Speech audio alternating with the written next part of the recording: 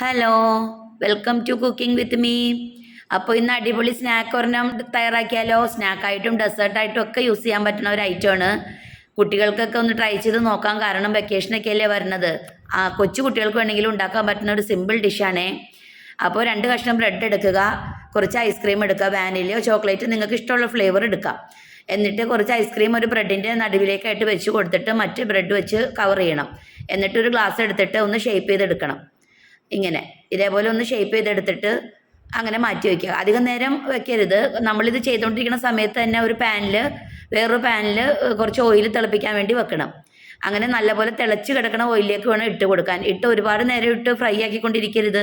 പെട്ടെന്ന് തന്നെ തിരിച്ചിട്ട് ഫ്രൈ ആക്കി എടുക്കണം. അങ്ങനെ ഇതേപോലെ 2 എണ്ണമൊക്കെ ആക്കി കഴിയുമ്പോൾ ഓയിലിലേക്ക് ഇട്ട് കൊടുക്കുക. എന്നിട്ട് പൊരിച്ചെടുക്കുക.